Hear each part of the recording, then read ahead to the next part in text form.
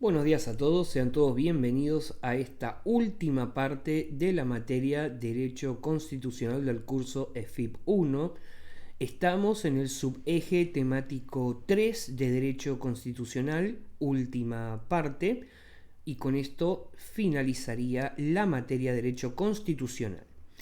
En la parte anterior nos habíamos quedado justamente aquí, en Poder Ejecutivo, y faltaba la última parte de Poder Judicial.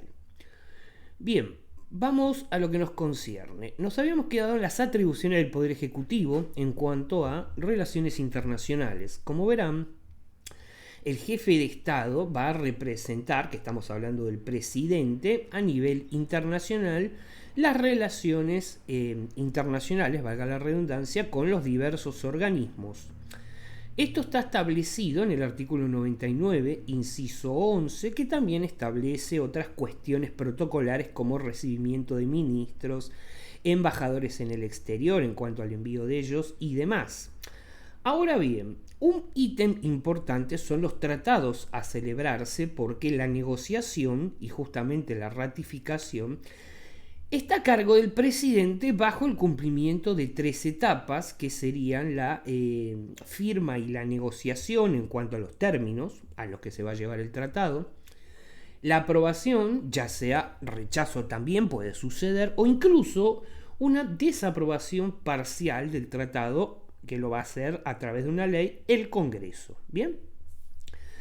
Y como tercera paso para este tratado, ¿no?, que se logre la ratificación en la sede internacional, que no es más que la manifestación estatal, ¿no?, básicamente del Estado en su conjunto, la cual va a realizar el presidente, y esta ratificación hace que el Estado se someta a las condiciones de este tratado, ¿no?, pero aprobadas por supuesto por el Congreso.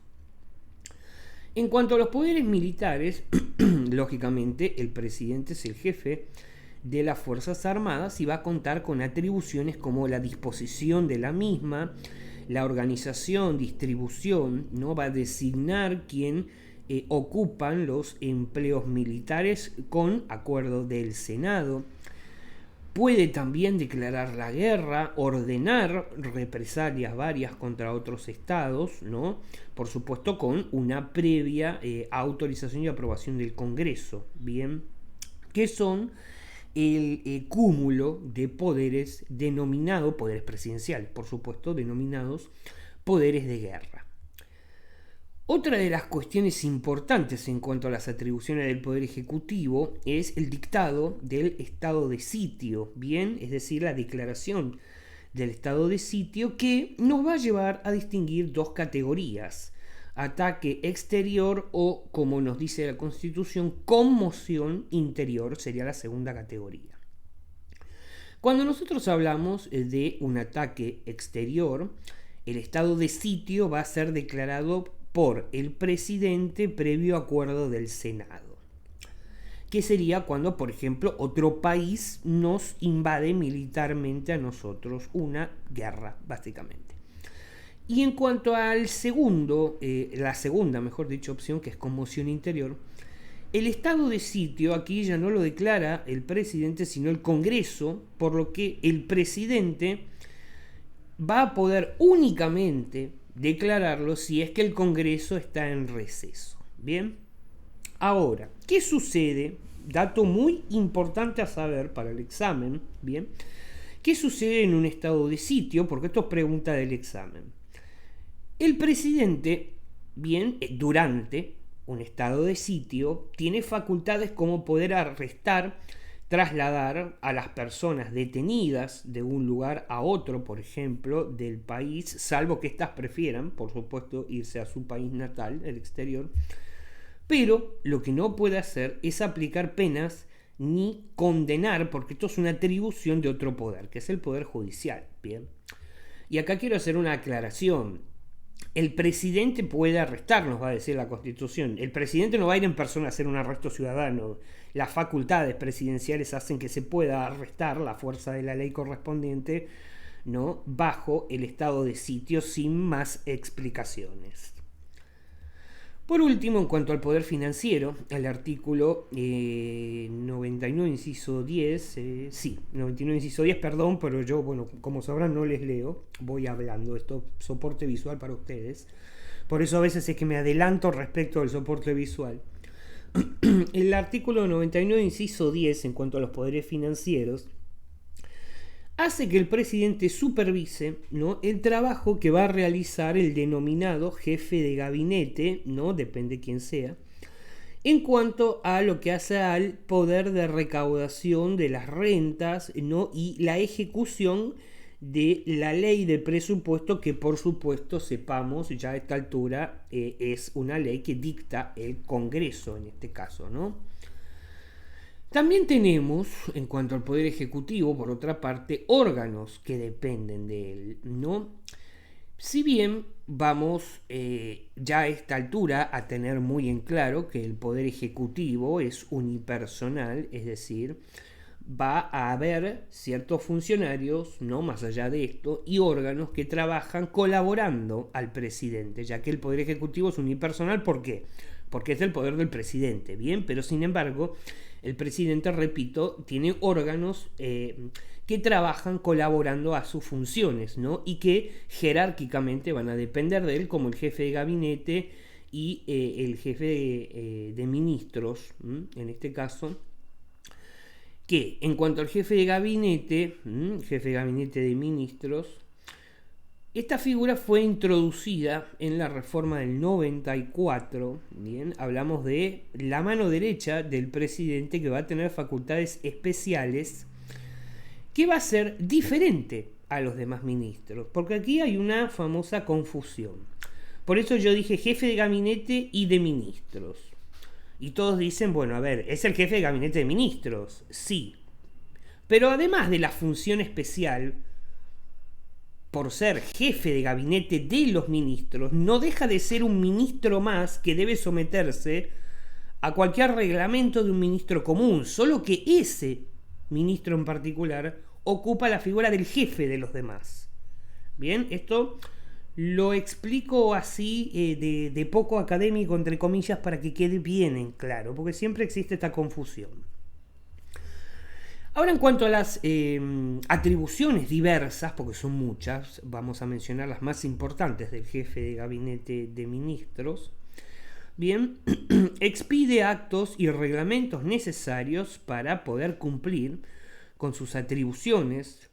Puede, por facultad propia, resolver cuestiones que considere importantes en cuanto al ámbito de su competencia. Otra de las funciones importantes es enviar al Congreso proyectos de ley de diversos ministerios, así como el presupuesto nacional, que por supuesto debemos saber, antes de enviarlos, tienen que ser tratados en acuerdo de gabinete y aprobados por el Poder Ejecutivo, ¿no?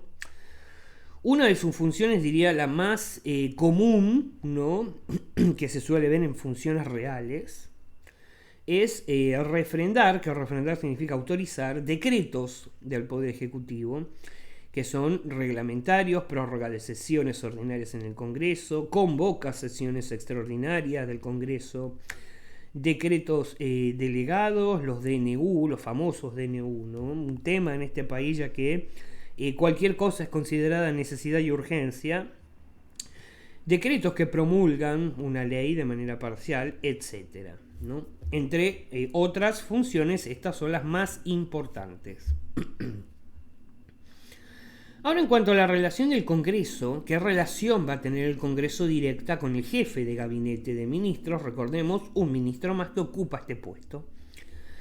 Y son diversas las relaciones, como por ejemplo, moción de censura y destitución, el que hablamos del artículo 101. Esta es una de las menos conocidas, pero no deja de ser importante.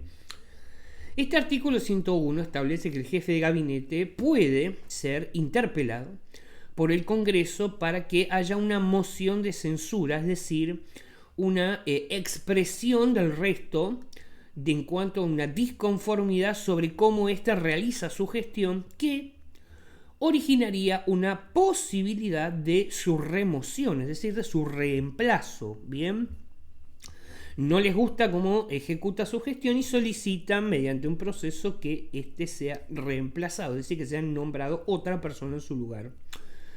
Ahora bien, para que esta moción de censura se aplique se necesita la mayoría absoluta, repito, mayoría absoluta de los miembros de una de las cámaras, y una vez que este trámite concluye, el jefe de gabinete puede ser destituido si el voto de la mayoría absoluta de miembros de cada cámara se logra. Bien, una cosa es que se necesita para que sea llevada a cabo esta moción de censura, bien, que es la mayoría absoluta de los miembros de una sola de las cámaras, pero para que sea destituido necesita mayoría absoluta de ambas cámaras. Recalco eso porque es importante y es otra pregunta de examen. Bien, eso es, digamos, lo más importante que ustedes necesitan saber sobre esta cuestión. Luego tienen aquí nombramiento y remoción, otra de las preguntas importantes del examen en cuanto a que los ministros y el jefe de gabinete son tanto removidos como así también designados por el presidente sin autorización de ningún otro órgano, es decir, por el simple hecho de que es amigo, le cae bien, etc. Eso es la práctica, básicamente, ¿no? Ustedes no lo pueden decir así en el examen, pero bueno, se los aclaro para que les quede, digamos, taxativamente claro que es a dedo, básicamente. De todas formas, por supuesto, el jefe de gabinete, como los demás ministros que no ocupan este puesto, digamos, ¿bien?, pueden ser también removidos a través de juicio político. Es decir, el jefe de gabinete también puede ser destituido por el Congreso, el voto de mayoría absoluta de los miembros de cada cámara, como les dije recién. Porque no nos olvidemos que a pesar de ocupar la figura del jefe de los demás ministros, es un ministro más también. Incompatibilidades, otra pregunta de examen. Los ministros no pueden ser senadores ni tampoco diputados. Bien. Ahora, ¿por qué? El objetivo es justamente no afectar la división de poderes, ya que en el caso de que un ministro sea legislador, tiene que renunciar, por supuesto, al cargo de ministro antes de poder ingresar al Congreso. A su vez que, por ejemplo, el jefe de gabinete no puede desempeñar otro ministerio, no puede ser, por ejemplo, ministro de Seguridad y jefe de gabinete. Ahora, en cuanto a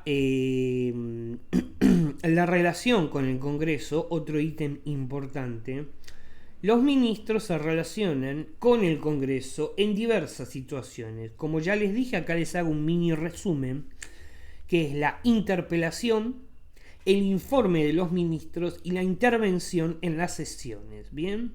Esto sería como la respuesta completa y más acotada de lo que ustedes deberían responder cuando se le pregunta qué relación tiene el jefe de gabinete o los ministros, en este caso, pues volvemos a decir lo mismo, no deja de ser un ministro más, respecto al Congreso. Aquí tienen la síntesis, esto después lo leerán ustedes, de todo lo que venimos hablando en este eje hasta ahora. Las atribuciones del Poder Ejecutivo, bien, nombradas puntualmente. Bien, aquí tienen otro esquema para que ustedes puedan sintetizar todo lo que venimos hablando hasta ahora. Aquí esto se los voy a dejar de tarea porque, como verán, esto está fuera de programa, pero a veces estos pequeños 3 o 4 diapositivas, como siempre explico, fuera de programa, son quizá necesarias para que ustedes puedan hacer algún clic o entender algunas otras dudas, ¿no? Básicamente. ¿Por qué lo ponemos aunque esté fuera de programa? Porque el temario considera que esto, que está fuera de programa, ustedes ya deberían saberlo. Es decir, esto debería formar parte de su base de conocimiento para empezar a abordar todo lo que ya venimos hablando. Bien. Ahora, en cuanto al Poder Judicial, ya entrando en la última parte, El Poder Judicial es un conjunto de órganos encargados de llevar a cabo, ¿qué cosa? Administración de justicia, que no es más que la función jurisdiccional. Bien, nos remontamos a el derecho procesal, en este caso, conceptos, recuerden, jurisdicción versus competencia. Ahora bien, ¿por qué vamos a decir que es un conjunto de órganos cuando muchos dirán, bueno, es el Poder Judicial? ¿Por qué conjunto de órganos si es un solo poder? Bueno, no. ¿Y esto es por qué? Porque el Poder Judicial lo integra la Corte Suprema de Justicia de la Nación, jueces y tribunales de diferentes instancias y el Consejo de la Magistratura, que a su vez también engloba el jurado de enjuiciamiento. ¿Bien? Entonces, por eso es que más allá de conocerlo vulgarmente como Poder Judicial, hablamos de un conjunto de órganos a nivel definición y académicamente. Ahora, en cuanto a la teoría del rol dentro del Estado, bien, vamos a ir a hacer foco en lo más importante. Esto nos va a hablar sobre, más allá de la corriente francesa, el punto está en la corriente norteamericana, ¿no? Originada con la Revolución de Norteamérica, que va a otorgar facultades al Poder Judicial como resolver controversias X particulares, ¿no? Así como establecer el control de constitucionalidad de actos del Poder Legislativo y Ejecutivo. Y esto da origen a la teoría que hoy llevamos a cabo aquí, ¿no? Teoría que se aplica en diversos países de América. Ahora, en cuanto a su función jurisdiccional, de la que hablamos en el concepto, bien, esta administración de justicia no es más que la función jurisdiccional. El Poder Judicial es el encargado de administrar justicia, es decir, volvemos a resumirlo, aplicación de la ley para resolver determinados conflictos que se susciten, que vamos a ver a lo largo de este eje, ¿no? Porque cada instancia tiene su tipo de conflicto a resolver bajo determinados supuestos. Bien, en cuanto a cuestiones básicas, independencia del Poder Judicial, ¿no? Obviamente ya a esta altura, más que sabido, es independiente de los otros dos poderes, ¿no? Entonces, he aquí que se logra la imparcialidad del Poder Judicial. Por eso es que este no recibe instrucciones, entre comillas, ni presiones de nadie, ni va a depender de ningún otro órgano. La Constitución, para lograr esto que les acabo de decir, establece dos pautas básicas. Primero, la inamovilidad de los jueces, es decir, mientras dure su buena conducta, el juez conserva su empleo. Esto quiere decir que no van a ser removidos o degradados, salvo que estos presten su consentimiento. Y la intangibilidad de remuneración. Ahora bien, aquí hay un secreto, entre comillas, en la práctica que muchos no estarán de acuerdo, pero no deja de ser así. En cuanto a la intangibilidad de remuneración, esto quiere decir que su sueldo nunca va a poder ser degradado, no pueden ser sometidos a bajas de salario como cualquier otro empleado de la administración pública. Para lo único que puede alterarse el sueldo de un juez es para ser incrementado, nunca degradado, ¿bien? Es decir, no se les puede bajar el sueldo en castellano, solamente se puede tocar su sueldo para ser aumentado. Por eso cada vez que vemos temas salarios de jueces siempre son en alza, nunca en baja.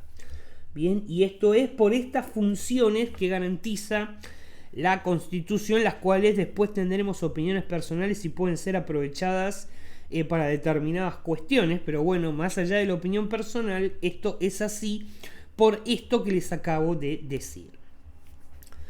Por otro lado, también los jueces tienen incompatibilidades, ¿no? Tienen prohibido ocupar cargos y realizar tareas como, por ejemplo, no ejercer en ninguno de los otros dos poderes en simultáneo, ejecutivo y legislativo. Bien, hay un decreto viejo que es el 285 que nos va a decir que los jueces, bien, no pueden realizar otra actividad política salvo ejercer el derecho ciudadano, que es el de votación, ejercer el comercio dentro del territorio, ejercer la profesión de abogado ya que tiene el título bloqueado, desempeñar empleo público o privado, ¿no? Practicar juegos de azar, etc.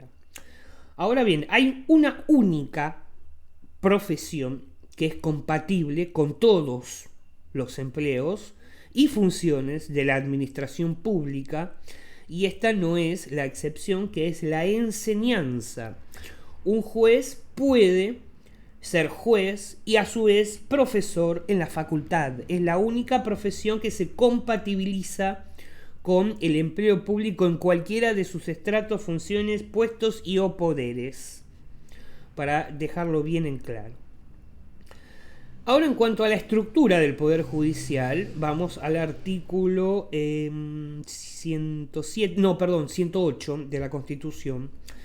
Este nos va a decir que, por supuesto, el Poder Judicial lo ejerce la Corte Suprema de Justicia de la Nación, los demás tribunales inferiores también, que van a ser establecidos por el Congreso, y nos va a dar ciertas particularidades, ¿no?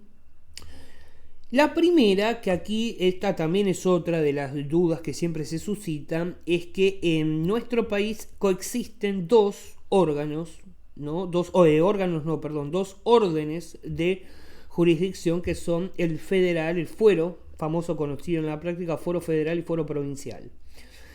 Bien, es decir que también este artículo, el 108, nos va a hablar sobre la justicia federal en cuanto a que la organización de las justicias provinciales va a corresponder a las respectivas constituciones de la provincia. Es decir, en resumen, este artículo nos habla de que coexisten dos fueros, pero solamente nos va a hablar del federal, porque nos va a decir que respecto al otro fuero, el provincial, es organización de la provincia cómo lo lleva a cabo. Punto. Es un punto informativo. Existen dos, acá hablamos de este, el otro vayan a consultar la constitución de la provincia. Bien. Ahora, también por obviedad nos va a decir otros datos, como que la Corte Suprema, lógicamente, es la cabeza del Poder Judicial, ejerciendo la jefatura máxima, ¿no? En cuanto a los tribunales inferiores, que nos va a hablar este mismo artículo, siempre estamos hablando del 108, son todos aquellos juzgados y tribunales federales que excluyen, por supuesto, la Corte Suprema, ya que esto es verticalista, la Corte Suprema está en la cima, de ahí va para abajo. Bien, es decir, juzgado, por ejemplo, no sé, de primera instancia, Cámara Federal de Apelación, etc. Bien. En cuanto a la Corte Suprema de Justicia, tenemos que saber que la crea la Constitución, como venimos hablando en el 108, artículo 108.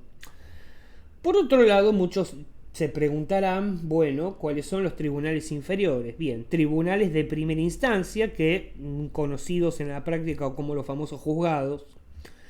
Tribunales federales de segunda instancia, conocidos en la práctica como Cámara de Apelaciones. Y luego tenemos, en última instancia, de tribunal inferior, la Cámara Federal de Casación.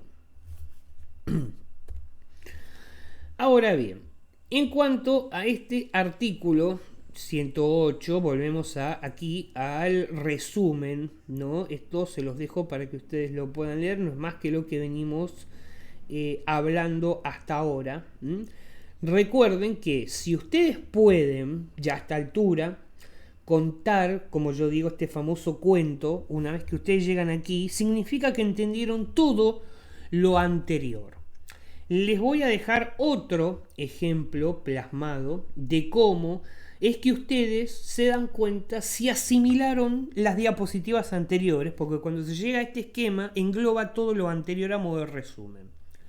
Bien, les voy a dejar un ejemplo más. Repito siempre, no tiene que ser igual al mío, cada uno tiene su vocabulario, sus modismos. Dentro de lo que ustedes puedan mantener una estructura académica medianamente respetable, va a ser aceptado como respuesta, ¿no? Recuerden que estamos en un ámbito académico. Como van a escuchar a lo largo del curso, no es una charla con doña Rosa baldeando la vereda. Entonces esto va más o menos así. En cuanto a la estructura del Poder Judicial, tenemos el artículo 108, un artículo de la Constitución que nos va a establecer que el Poder Judicial va a ser ejercido por la Corte Suprema de Justicia de la Nación y los demás tribunales inferiores que el Congreso establezca. Bien. Por otra parte, el artículo 108 también va a referir acerca de que en el país coexisten dos órganos jurisdiccionales, el federal y el provincial, a su vez aclarando que en cuanto a la distribución y función de la jurisdicción provincial, va a tener que ser consultada la constitución de cada provincia, bien, ya que esta puede ser llevada a cabo según cada provincia lo establezca. Por otro lado, este mismo artículo, el 108, nos va a establecer a la Corte Suprema de Justicia de la Nación como la cabeza del Poder Judicial, ya que ejerce la jefatura de todo el Poder Judicial de la Nación, siendo que es el órgano máximo. Y también cabe destacar que en cuanto a este vocablo particular, tribunales inferiores a los que este artículo refiere, no va a hablar taxativamente de aquellos juzgados y tribunales federales siempre que excluya la Corte Suprema, ya que como mencioné anteriormente, esto es verticalista, es decir, la Corte Suprema va a la cabeza y de ahí va para abajo. Y hablamos particularmente de juzgados federales de primera instancia, cámaras federales de apelación, que son segunda instancia, y a su vez las cámaras federales de casación. Bien. Por otro lado, también tenemos que saber, muy importante, que los tribunales federales son creados y establecidos por el Congreso, a diferencia, nuevamente, de aquellos tribunales de la provincia que son creados por las mismas provincias en función a lo anteriormente expuesto. De esta manera, ustedes, repito, si yo lo vuelvo a decir me va a salir totalmente distinto, pero de esta manera ustedes pueden darse cuenta si pudieron entender y contar todo el cuento de lo que vinieron aprendiendo hasta ahora. Para eso es que llegamos hasta estos resúmenes que están estratégicamente ubicados cada X cantidad de diapositivas que engloban, un tema particular. Bien. Ahora, en cuanto al concepto, que ya lo hemos visto, la composición de la Corte, es muy importante que ustedes lo sepan.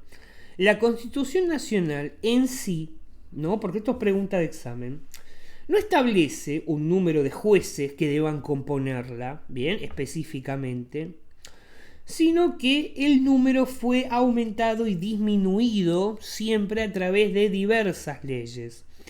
En un principio la Corte Suprema eran 5 miembros, luego volvieron a 7, más tarde volvió a ser de 5 cuando estuvo Zaffaroni, para que ustedes más o menos tengan alguna ubicación espacio-temporal. Luego aparece la Ley 23774, ¿no? En los años 90, si mal no recuerdo, que ahí pasó a ser de 9 jueces. Y luego la 26.183 en el 2006, que esa ley dispuso que otra vez vuelvan a ser 5 miembros, ¿no? Ahora bien, al momento, ¿no? Es importante de entrar en vigencia la ley, se reduce transitoriamente a 7 el número de jueces, ¿bien? ¿Por qué? Porque en el momento de producirse una vacante definitiva, el número de jueces se reduce nuevamente, transitoriamente a 6. Finalmente, una nueva vacante, otra vez a 5. Ahora también tenemos que aclarar lo más que obvio a esta altura, uno de los jueces va a ocupar el rol de presidente de la Corte Suprema. Ahora bien, muchos de ustedes se preguntarán, bueno, ¿lo designa el presidente? No, señores. El juez que integra el rol de presidente de la Corte Suprema lo integra por el voto de sus propios compañeros.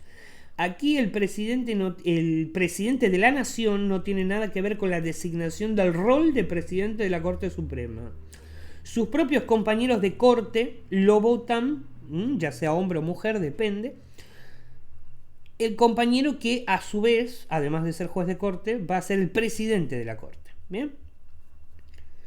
Requisitos para ser miembro de Corte Suprema: ser abogado argentino con el ejercicio de 8 años de la profesión, bien, es decir, para ser taxativos, no tener el título, sino haber comprobado, ¿no? Comprobablemente ejercido 8 años de la profesión, no tener el título por 8 años sin haber ejercido.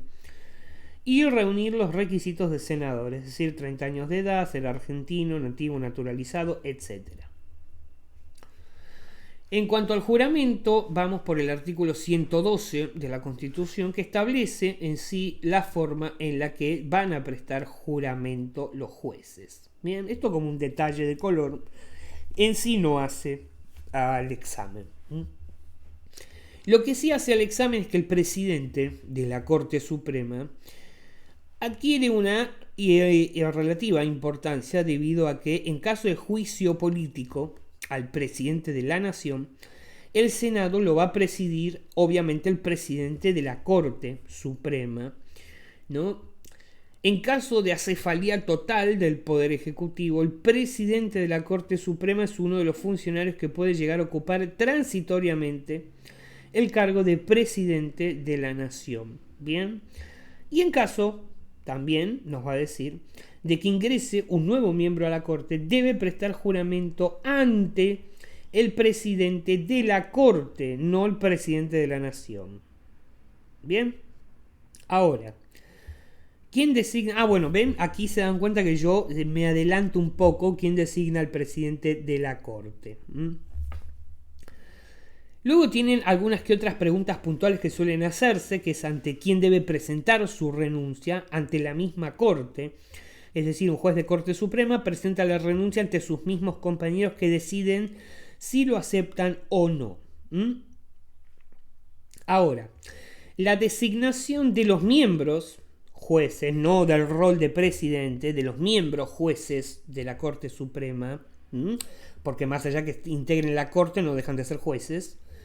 Entonces, este nombramiento está a cargo del presidente de la Nación, el cual tiene la facultad de elegir a la persona que considere idónea, ponele, pero necesita el acuerdo de 2/3 partes de los miembros presentes. Y recalco, porque esto siempre lo preguntan, 2/3 partes de los miembros presentes del Senado, no totales, presentes del Senado, que aprueben esta designación. Bien, ahora ya sabemos cómo los designan, vamos a ver cómo los remueven.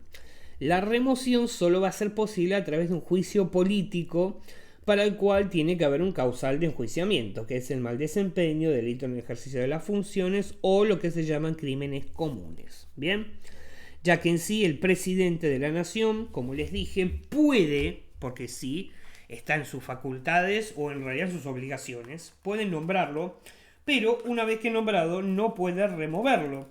Por algo en la práctica, ¿no? Que está mal que yo lo diga, pero bueno, es así en la práctica, estos puestos son tan codiciados y minuciosamente analizados, porque justamente los pueden nombrar, pero luego no los pueden remover, en este caso, ¿no?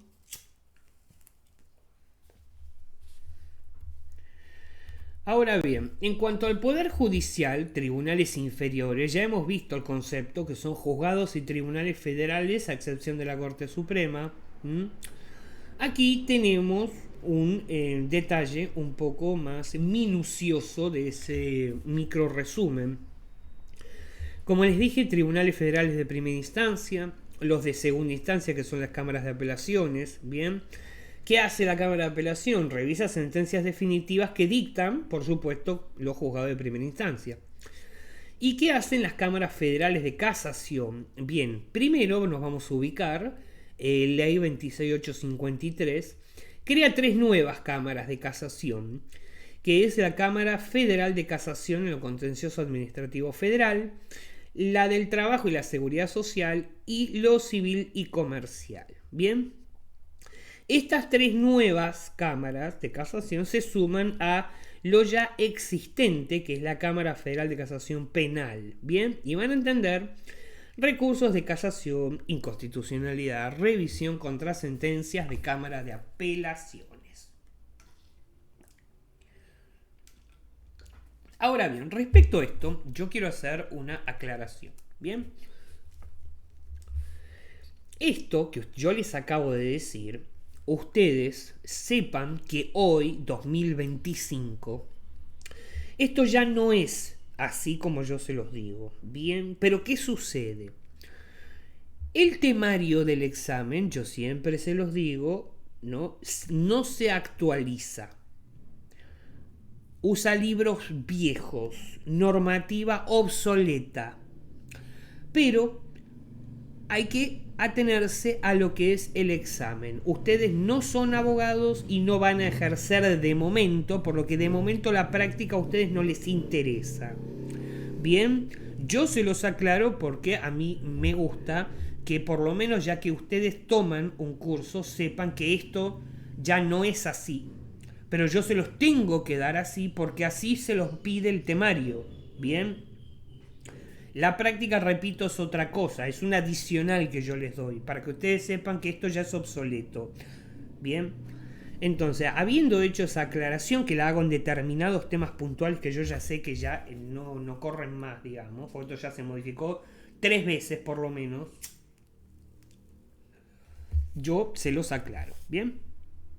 Ahora, en cuanto a requisitos, que esto sí es importante para el examen de primera instancia, ser ciudadano argentino, para ser juez, de primera instancia, ser ciudadano argentino, abogado con título de una universidad nacional, 4 años de antigüedad como abogado, 25 años de edad etaria. Bien.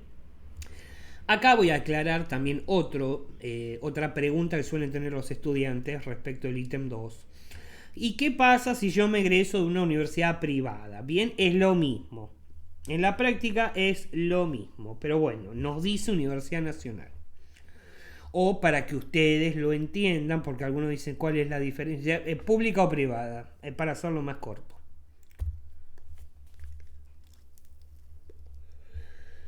En cuanto a los requisitos para ser juez de Cámara de Apelaciones, ser ciudadano argentino, título de abogado con validez nacional, ven como aquí ya cambia el rótulo, no es de universidad, sino de validez nacional. 6 años de ejercicio de abogacía o en alguna función judicial que requiera este título, pueden ser ex empleados del Poder Judicial o actuales, y tener un mínimo de 30 años de edad. Bien. En cuanto al nombramiento de los jueces, de estos jueces de Cámara de Apelación o Casación, tienen que cumplir con determinados requisitos, bien, en cuanto a el proceso de selección que hoy en día es por internet, bien, el llamado concurso famoso. Se realiza una preselección de varios candidatos en un concurso público. Luego el Consejo de la Magistratura elige una terna que la eleva como terna vinculante una propuesta al Poder Ejecutivo. Este elige a uno de esos 3 candidatos elevados por el Consejo de la Magistratura para que ocupe X cargo. Bien. Ahora, esta terna es vinculante al Poder Ejecutivo. Quiere decir que uno, sí o sí, uno de esos 3 se va a poder elegir y no se va a poder nombrar otro que no sea integrante de esa terna. Bien. No es que el presidente dice, bueno, a ver, no me gustó ninguno de estos 3, voy a elegir uno yo. No se puede.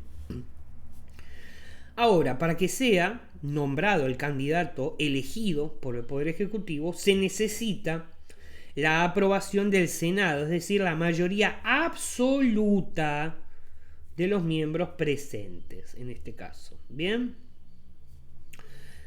Ahora, este acuerdo del Senado tiene que ser resuelto en una sesión pública donde se va a discutir la idoneidad, como hemos visto, en incontables nombramientos. Uno de ellos actualmente, 2025, llevado a cabo por una designación de el presidente, o mejor dicho, 2 designaciones del presidente, ¿no? Que están actualmente en discusión en cuanto a la idoneidad por la trayectoria de estos 2 funcionarios en cuestión.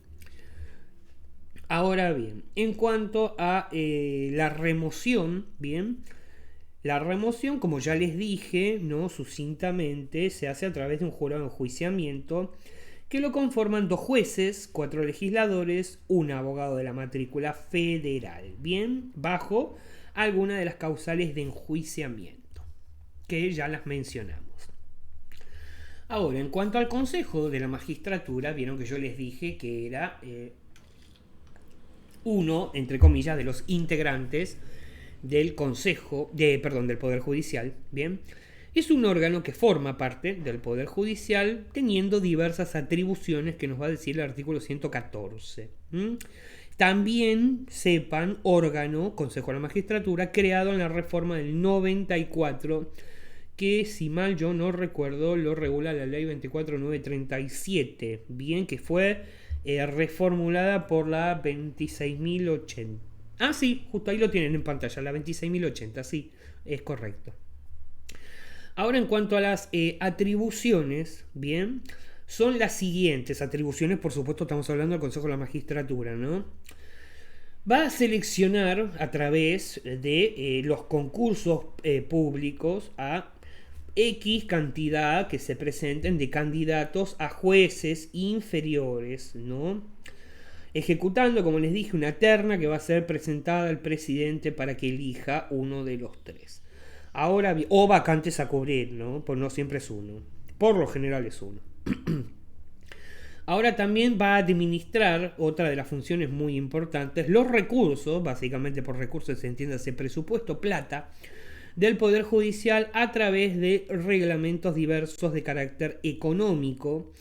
Va a ejercer facultades disciplinarias, ¿no? El Consejo de la Magistratura es el tribunal disciplinario en cuanto a multas, apercibimientos y o comportamientos que ofendan el orden público por parte de estos funcionarios.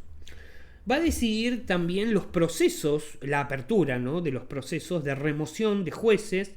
¿Por qué? Porque el Consejo de la Magistratura, recordemos, o sepamos si no lo recuerdan, que es el encargado de formular la acusación correspondiente en cuanto al famoso juicio político.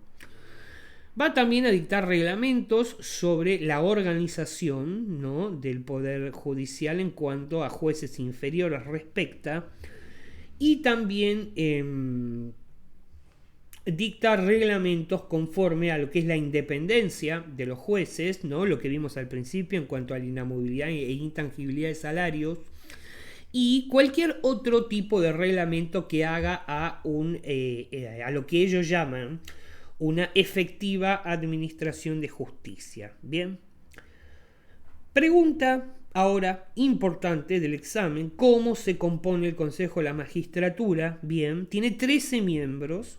Acuérdense el número de la mala suerte. Son 3 jueces del Poder Judicial de la Nación, 2 abogados de la matrícula federal, 6 legisladores, que van a ser obviamente 3 diputados, 3 senadores, un representante del ámbito científico y académico, que tiene que ser un jurista reconocido, y un representante del Poder Ejecutivo. Ahí está. ¿No? Ahora bien, el presidente y vicepresidente, porque lleva 2 figuras, el Consejo de la Magistratura, son designados por mayoría absoluta del total de miembros y van a durar 1 año, tanto uno como el otro, en sus funciones. Bien. Ahora, los miembros del Consejo de la Magistratura, independientemente de estos 2 roles, ¿no? Duran 4 años en sus cargos y van a poder ser reelectos con un intervalo de un periodo. Bueno, aquí Consejo de la Magistratura, ya es lo que les acabo de decir.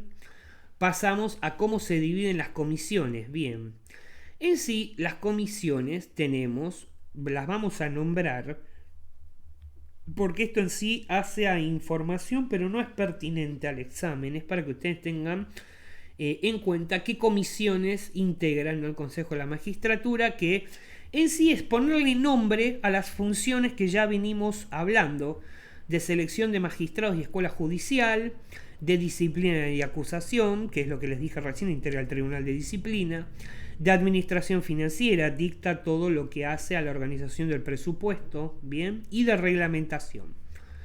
¿Cómo actúa? Bueno, aquí tenemos el artículo 6 de la 24937 que va a actuar en sesiones plenarias por actividad de comisiones y también por medio de lo que se llama Secretaría de Consejo, que no es más que una oficina de administración, bien, de órganos auxiliares. Ahora bien, estas sesiones, así como las comisiones plenarias, son públicas, eso sepámoslo, al igual que cualquier tipo de expediente que tramite en el Consejo de la Magistratura, con especialidad, es decir, haciendo foco especial en aquellos expedientes que tienen que ser más públicos que otros, para que ustedes lo entiendan, son aquellos que refieren a X denuncias varias, por el motivo que sea, efectuadas contra los magistrados. Bien.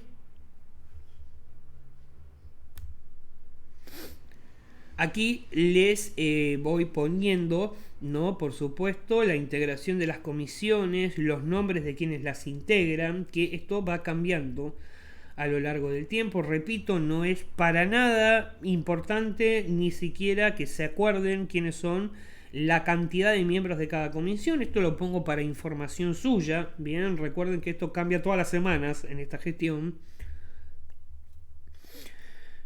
Lo que sí, vamos a ir a lo importante, más allá de esto, bien, el jurado de enjuiciamiento. Aquí sí es importante para el examen. En cuanto al concepto, porque no podemos hablar de algo que no sabemos qué es un órgano, el jurado de enjuiciamiento, que tiene una función que básicamente es juzgar a los jueces inferiores de la nación con el fin de la remoción. Bien, así de simple. Ya vimos cómo se compone esto. Bien, ahora la presidencia de este jurado de enjuiciamiento es ejercida por un miembro de ellos. ¿Y cómo lo van a elegir? A través de una votación en la que van a participar los 7 miembros. Bien. Ahora, para la remoción, cualquier miembro del jurado puede ser removido por el voto de las 3/4 partes de los miembros totales del cuerpo. Bien, y la causal de remoción es el mal desempeño o comisión de un delito durante el ejercicio de sus funciones. Ustedes fíjense que en sí, en cuanto a la remoción, para todo, no importa si es juez, comisión, esto, son siempre las mismas 3 causales. Eso como una ayuda a memoria por si le dicen, bueno, ¿por qué se remueve a este o al otro? Para todos esos son los mismos 3 causales. En cuanto a la duración de los cargos, eso ya lo hemos visto, bien, y el procedimiento que está, lo hemos visto también, pero lo vamos a repasar porque esto sí es pregunta de examen. Artículo 115, bien, los jueces de tribunales inferiores solo, como ya les dije, pueden ser removidos por un jurado de enjuiciamiento bajo las causales de mal desempeño, delito en el ejercicio de sus funciones, crímenes comunes, que son los 3 comunes a todo el mundo que les acabo de decir. Ahora bien, ¿por qué quise repasar este punto?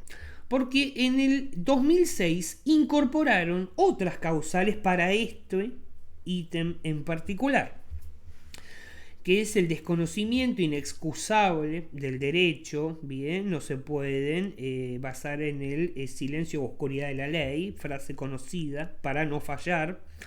Incumplimiento reiterado de la Constitución Nacional, es decir, varias denuncias. Negligencia en el ejercicio del cargo, una negligencia grave. Graves desórdenes de conducta personal, ¿no? Un caso emblemático de hace años, el famoso juez Ollarvide, tenía unas conductas personales bastante cuestionables en cuanto a la ética pública, ya que le gustaba mucho aparecer en diversos programas de la tarde, ¿no? de televisión. Ahora bien, pasemos al siguiente, jurado de enjuiciamiento, ¿no? Como ya les dije, el Consejo de la Magistratura no abre un procedimiento en cuanto a si quieren remover un juez, acusando al juez, ¿no? Lógicamente, como les dije, el Consejo de la Magistratura es el encargado de formular la acusación, lo hablamos hace 3 o 4 slides. Recibe una denuncia por mal desempeño del cargo de X persona. A este juez se le otorgan 10 días para quejarse a su pertinente defensa. Pasado estos 10 días, ¿no?, que el juez presenta su defensa ante el jurado de enjuiciamiento, bien, este jurado tiene 30 días para presentar las pruebas, bien, es decir, para presentar en cuanto a que el funcionario las presenta, te las recibe, ¿no?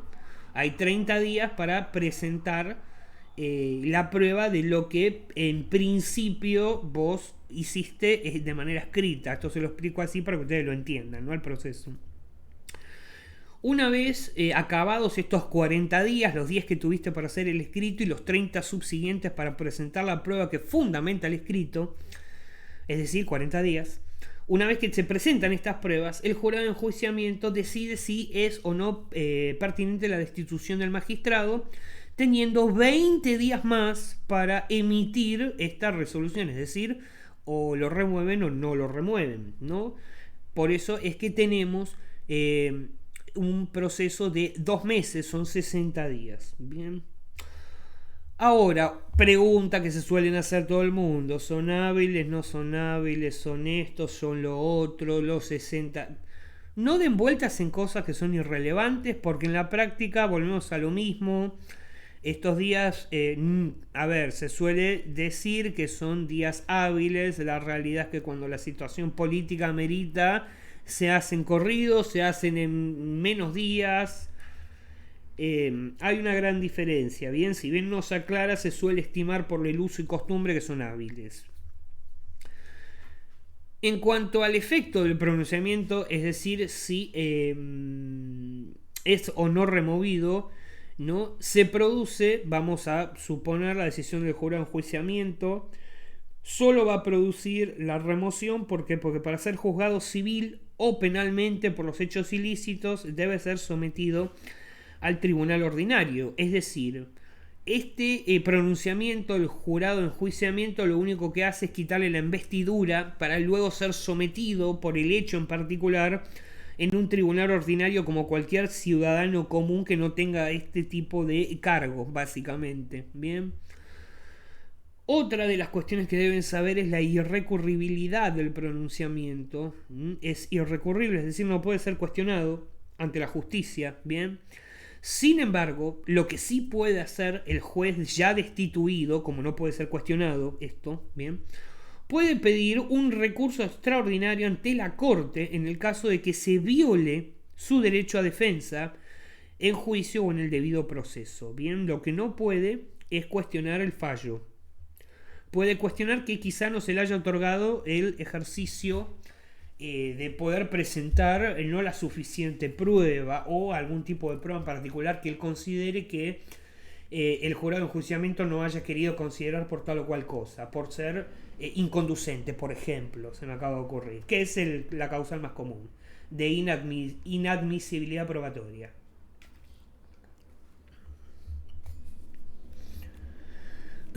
Ahora, en cuanto a órganos relacionados con la función jurisdiccional del Ministerio Público, como ya les dije, el Ministerio Público es un órgano independiente que promueve en sí la actuación del Poder Judicial, ¿no?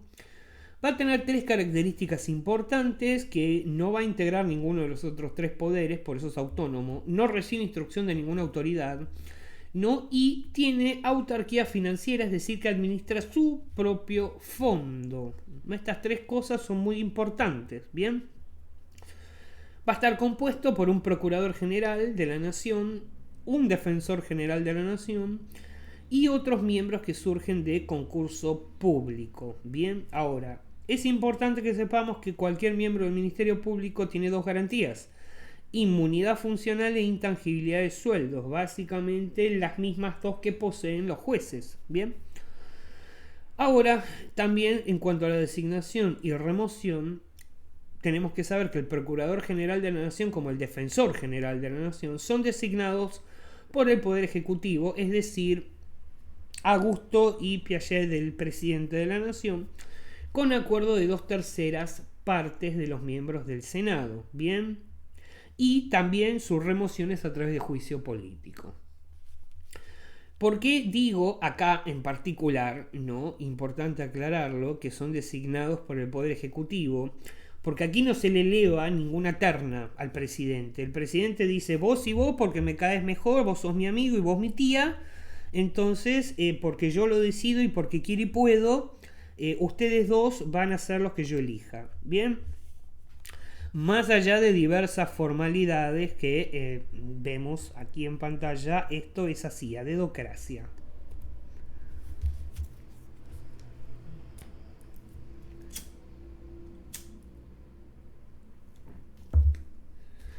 En cuanto a lo que es la estructura del Ministerio Público, se va a dividir en dos cuerpos: el Ministerio Público Fiscal y el Ministerio Público de la Defensa, ¿no? Tenemos que saber que en el Ministerio Público Fiscal la jefatura la va a llevar, por supuesto, el Procurador, General de la Nación.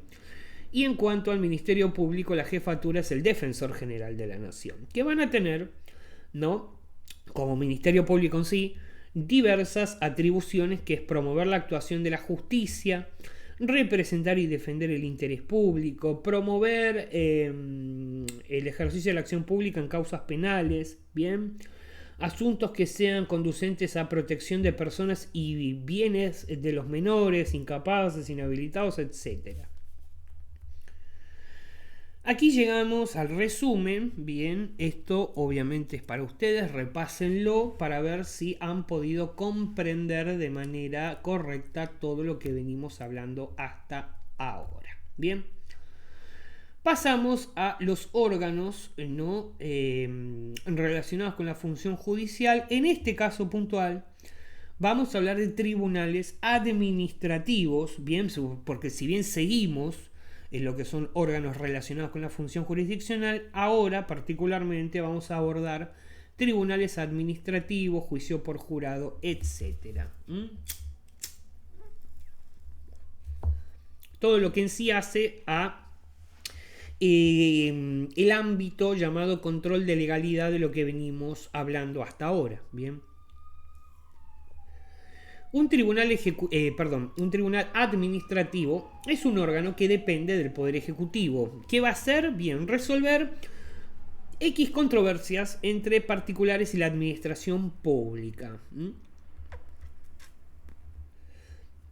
Ahora, es menester ya a esta altura saber que tienen función jurisdiccional, pero no forman parte del Poder Judicial, son dependientes del Poder Ejecutivo.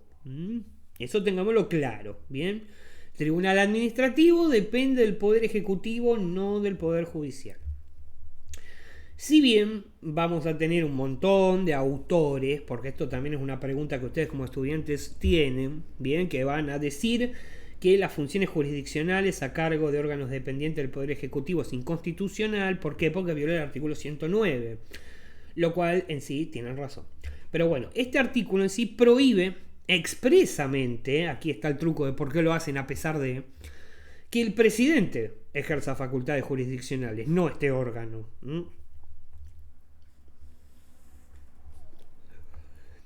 Por eso es que, como dato, para que ustedes lo sepan, el famoso uso y costumbre hace que mientras el presidente se mantenga abstracto de ejercer esta facultad, el órgano pueda. En cuanto al control judicial, la Corte Suprema establece, ¿no?, por jurisprudencia, que la administración puede ejercer la función jurisdiccional. He aquí lo que yo les expliqué de manera más académica, pero con una condición: que las decisiones sean recurribles ante el Poder Judicial. ¿Bien? ¿Qué quiere decir?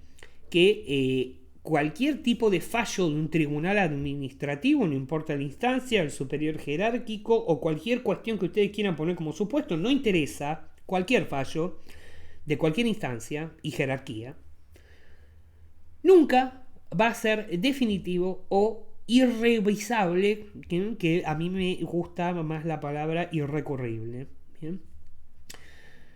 Por eso, ante cualquier pronunciamiento, siempre se puede recurrir al juez del Poder Judicial. Por eso ustedes van a ver en muchos recursos administrativos que finalizan: hago reserva de caso federal. Bien, para poder, ante un pronunciamiento que no les guste, poder ser revisado aquí. Bien, por eso que en la práctica finalizan los escritos con la reserva famosa del caso federal. Ahora, en cuanto a las atribuciones en sí, ¿no? Volvemos un poco al concepto de repaso, ya que puede que hayan llegado medio mezclados a esta altura. Por eso voy a tocar este repaso por arriba. Repaso número 1, atribución del Poder Judicial, administración de justicia, administraciones cuasi legislativas, bien, por estas funciones particulares que les nombré recién, una de ellas, y atribuciones administrativas. Todo ello depende, ¿no?, qué órgano toquemos en particular dentro del ámbito de lo que es como un general, un macro, el Poder Judicial. En cuanto a la administración de justicia, lógicamente ya vimos, es el encargado de la administración de la función jurisdiccional, de la aplicación de la justicia. Por otro lado, tenemos los conceptos relacionados con la administración de justicia, que es el derecho a la jurisdicción, el juez natural, ¿no? Artículo 18, artículo 19 de la Constitución. En cuanto a las atribuciones, bien, aquí hablamos sobre la causa. Bien, la causa, ¿qué es la causa? Lo comúnmente denominado la causa es el juicio, que académicamente queda mejor dicho proceso judicial, donde el juez intenta entre comillas, porque lo va a tener que hacer, ¿no?, pero intenta resolver de la mejor manera posible, quiere decir, se intenta un litigio o un conflicto de un interés, ¿no?, entre dos particulares o entre un particular y la administración pública. Lo que es importante aquí destacar es que para que un juez aplique la ley es imprescindible que se haya iniciado una causa, ya que el juez no puede dictar una sentencia si no es dentro de un proceso judicial. Otra pregunta común que suele surgir entre los estudiantes es, bueno, también los jueces pueden iniciar un proceso de oficio. Sí, bueno, más allá de cómo se inicia el proceso, si es por una denuncia o es de oficio, tiene que haber un proceso iniciado para que se dicte una sentencia. A eso es a lo que va esta aplicación, no así el proceso se inicia de tal o cual manera. ¿Bien? En cuanto a la sentencia, ¿qué es la sentencia? Es una pregunta de examen. ¿Qué es una sentencia? Bien, la sentencia es un medio con el que se encuentra el juez facultado, básicamente un recurso que el juez tiene para aplicar la ley y ponerle fin a un proceso. Eso es una sentencia. Bien, por eso la sentencia es una norma individual, ¿no?, definida así por varios académicos para un caso concreto, el fundamento. Ahora la sentencia, otra pregunta de examen, ¿qué requisitos debe cumplir una sentencia para ser tal, para ser considerada una sentencia?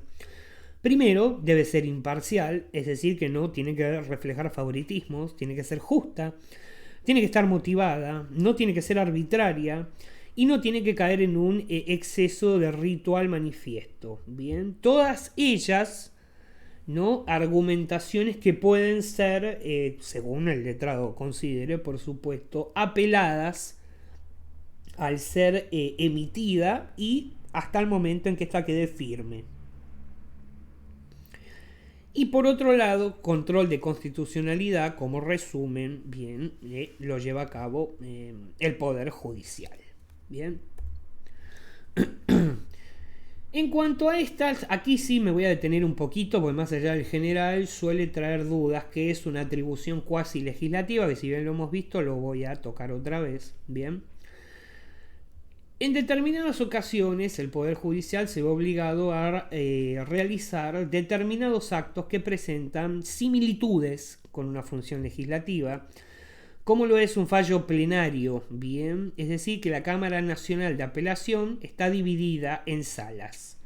Y puede suceder que ante una misma situación todas las salas tengan un pronunciamiento distinto, lo que claramente esto trae inconvenientes, ¿no? Inconvenientes de presentación de recursos, pérdida de tiempo, etc. Entonces, para solucionar esto, se convoca a la Cámara de Apelaciones a lo que se llama un plenario, es decir, todos los jueces integrantes de las diferentes salas se reúnen, se trata un tema y se establece una postura general sobre ese tema a expedirse. ¿Qué quiere decir esto? Bien, que una vez resuelta esta cuestión, todos los jueces de todas las cámaras para ese problema en particular van a tener que fallar, les guste o no, de esa manera en particular. Explicado, digamos, de una manera más en criollito, entre comillas, como lo digo yo, para que ustedes lo entiendan. Bien, eso es un fallo plenario. Ahora, en cuanto a lo que es jurisdicción federal y jurisdicción ordinaria, bien, cuando surge un conflicto, en sí, lo primero que hay que determinar es si debe intervenir la justicia federal o la justicia provincial. Estas son las diferencias que vamos a encontrar en el artículo 116. El caso, resumiendo lo más fácil de llevar a la práctica, es la cuestión de narcotráfico. Por ejemplo, aquí en Buenos Aires es mucho más fácil de ejemplificar porque está la General Paz, la avenida General Paz que divide provincia de Capital Federal. Si una cuestión, por ejemplo, de narcotráfico empieza con una persecución en la provincia de Buenos Aires, bien, incluso si no cruzase la persecución la General Paz, es decir, que el ámbito pasaría a ser federal, si la cuestión de narcotráfico se establece y se soluciona, entre comillas, por la fuerza policial, en la provincia de Buenos Aires, la jurisdicción de materia narcotráfico hace que esa causa tenga que ser traspasada a la capital federal. Materia de narcotráfico es cuestión del fuero federal. Bien. Y aquí que el artículo 116, como ustedes tienen en pantalla, nos va a decir cuáles son las competencias de este fuero federal. Yo se los pongo con un ejemplo muy práctico, porque aquí en Buenos Aires, les repito, es muy fácil de analizar en cuanto a lo primero que se pregunta es, ¿fue en provincia? ¿Fue en capital federal? ¿Pasó la General Paz o no? Es así de simple y de sencillo aquí, ¿no? Pero más allá de eso, porque el narcotráfico no es la única materia, ¿no? Aquí tenemos en el 116 cuáles son las competencias federales en cuanto a esto que yo les estoy diciendo, que son, por ejemplo, narcotráfico, cuestiones que conciernan a embajadores, ministros públicos, causas sobre tratados internacionales, conflictos interprovinciales, etc. Bien. Ahora, dato importante que ustedes tienen que saber para el examen son los caracteres de la justicia, de la jurisdicción federal. Bien, que es de excepción, es decir, que solo va a tener competencia en los asuntos que menciona el 116 que vimos recién. Es privativa, porque a los tribunales provinciales les está prohibido entender en estas cuestiones del 116, por eso yo les ejemplifiqué con materia de narcotráfico. No importa si lo resuelve la provincia, automáticamente la causa se la tienen que pasar a la justicia federal, es materia de la justicia federal, por eso es privativa. Y es improrrogable, es decir, que las partes, ¿no?, involucradas en la cuestión, cualesquiera que sean, y por la materia que sea, siempre y cuando establezca el 116 esa materia, no pueden renunciar a la jurisdicción federal cuando esta corresponda en razón de materia. Bien. Por último, es restrictiva. ¿Qué quiere decir? Que en caso de duda sobre si debe o no ser traspasada la causa a la justicia federal, bien, es decir, en caso de duda sobre la jurisdicción, el que va a entender es la justicia ordinaria. Bien. Por eso las partes no pueden pactar de común acuerdo la jurisdicción federal en caso de que lo hagan. Esto va a ser inaplicable. Bien. Ahora, competencia apelada de la Corte Suprema. Esto sí es importante, vamos a hacer foco. Bien. El resto es más que nada, yo se los dejo como información adicional para que ustedes lo puedan leer y saber, pero no hacen sí foco al examen. En cuanto a la competencia, ¿no?, apelada de la Corte Suprema, tenemos que saber que no solo en casos de competencia originaria, ¿no?, le va a tocar resolver a la Corte Suprema de Justicia, porque también hay diversas situaciones en las que algunos casos pueden llegar a ser resueltos por la Corte Suprema y no son de competencia originaria. Bien. Como por ejemplo un recurso extraordinario federal, bien, mediante el cual, por ejemplo, el recurso llega a la Corte Suprema, aquellas, por supuesto, sentencias no definitivas, incluso de los tribunales de la provincia cuando sean contrarias a la Constitución Nacional. Por ejemplo, vimos en el 116, no conflictos interprovinciales, los más fáciles, no se vayan de este ejemplo porque es fácil, está comprobado y no puede ser objetado. daño ambiental, ¿no? La famosa cuenca Río Matanza, la famosa cuenca de Entre Ríos, todo conflicto en materia ambiental que involucre, por supuesto, dos provincias, cauces de agua, que hay causas pero para tirar para arriba, eso puede ser un claro ejemplo de esto. Y el recurso de apelación ordinario, ¿no? Que en este caso la Corte Suprema, por supuesto, al ser un recurso de apelación, actúa como un tribunal de tercera instancia, analizando, ¿no? Contra la sentencia definitiva de la Cámara de Apelación en los casos en que las causas sean parte de la nación, ya sea de manera directa o indirecta, o el valor disputado sea superior a determinada cantidad de pesos, que eso se actualiza, ¿no? O sea, eso se actualiza periódicamente, bien. Suelen ser, o solían ser, mejor dicho, 600.000 pesos, pero bueno, hoy en día ese monto queda claramente desfasado. Por eso es que eso tiene una actualidad periódica. Bien. Por otro lado, bueno, aquí ya llegamos al resumen de todo lo que venimos hablando. Vamos a pasar a la justicia de la capital federal, el 129 del 116, pasamos al 129, artículo de la Constitución, que le va a otorgar a la ciudad de Buenos Aires la posibilidad de organizar su propia justicia local, al igual que lo hacen las provincias, por supuesto, ¿no? Pero ¿qué pasa? Este artículo además va a establecer una ley que va a garantizar intereses del Estado Nacional mientras la ciudad de Buenos Aires sea la capital de la nación. Bien, esto ya fue en sí, porque esto ya se los mencioné en slides anteriores, para que ustedes lo entiendan, se los vuelvo a mencionar.